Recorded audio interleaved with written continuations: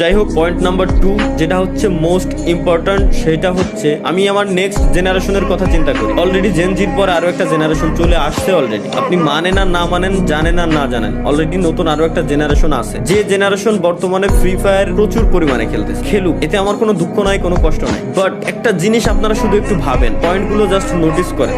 এই নতুন জেনারেশন গেমের ভিতরে আসতেছে, ই স্পোর্টস তারা খেলবে, একজন ই স্পোর্টস এর প্লেয়ার হবে, তারা দেশের নাম উজ্জ্বল করার জন্য বাইরের কান্ট্রিতে তারা যাবে। এই আশা নিয়ে তারা যখন গেমের ভিতরে ঢুকতেছে, গেরিনা তো এইভাবেই গেমটাকে বর্তমানে প্রমোট করতেছে, তাই না, যে স্পোর্টস এর দিক দিয়ে। তো এই আশা নিয়ে একজন প্লেয়ার যখন গেমের ভিতরে আসবে, নতুন একজন প্লেয়ার গেম খেলা শুরু করবে, তখন তার পাশাপাশি তার যে অপোনেন্ট থাকবে, যে এনিমিগুলা থাকবে, এনিমিগুলা গেমের ভিতরে গান স্কিন পারচেজ করছে, গান স্কিনের এক্সট্রা অ্যাবিলিটি আছে, গাড়ির এক্সট্রা অ্যাবিলিটি আছে, প্রত্যেকটা জিনিসের এক্সট্রা অ্যাবিলিটি আছে। ওই অ্যাবিলিটি ইউজ করে যখন ওই প্লেয়ারটাকে মারবে, তখন ওই প্লেয়ারের মাথায়ও সেম জিনিসটা কাজ করবে, কারণ তারা ছোট, যারা নতুন জেনারেশন আসছে তারা ছোট। তাদের মাথায় একটা থটই আসবে যে তাইলে আমিও গান স্কিন কিনবো, নাইলে আমি তো ওরে মারতে পারতেছি না। এতে করে জোর করে তাকে গান স্কিন কেনানো হচ্ছে, জোর করে তাকে টপ আপ করানো হচ্ছে। সে স্বেচ্ছায় করতেছে না, জোর করে তাকে করানো হচ্ছে। এটা আপনাকে মানতেই হবে, 100% আমি বলবো আপনাকে মানতেই হবে যে এমনটা হচ্ছে, দিনকে দিন হইতেই আছে। পে টু উইন গেম হয়ে যাচ্ছে টোটালি। তো এই ব্যাপারে আপনি যদি এখনই পদক্ষেপ না নেন, আপনি যদি এখনই স্টেপ না নেন,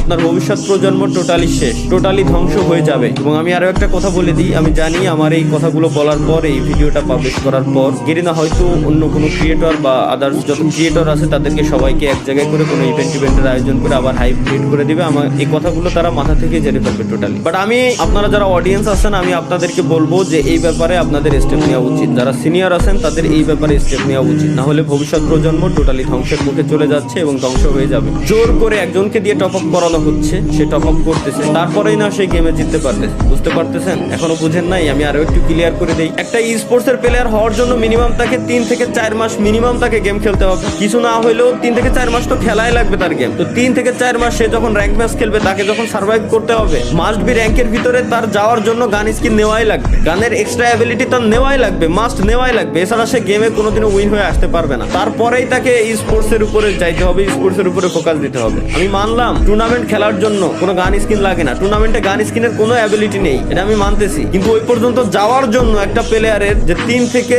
3 বছর পর্যন্ত সার্ভাইভ করা লাগে, ওই 3 থেকে 3 বছর পর্যন্ত আপনাকে কত টাকা খরচ করতে হচ্ছে, এটা কি আপনার মাথায় আসতেছে? এটা কি আপনি বুঝতে পারতেছেন? তো আমার মতে এটা বন্ধ করা উচিত। বাংলাদেশ সার্ভার ব্যতীতও আরো অনেকগুলো সার্ভার আছে গেরিনা ফ্রি ফায়ারের ভিতরে, ওইসব সার্ভারে গানের কোনো অ্যাবিলিটি নাই, এক্সট্রা কোনো অ্যাবিলিটি নাই। গানের স্কিন আছে বাট এক্সট্রা কোনো অ্যাবিলিটি নাই। যার মন চায়, যার ভালো লাগবে সে গান স্কিন নেবে, যার মন চায়, যার ভালো লাগবে সে গাড়ির স্কিন নেবে, কারের স্কিন নেবে, বাইকের স্কিন নেবে, কোনো সমস্যা নেই। কিন্তু একজনকে দিয়ে জোর করে কিনায় পে টু উইন বানানোর কোনো মানে হয় না বলে আমি মনে করি। তো দিন শেষে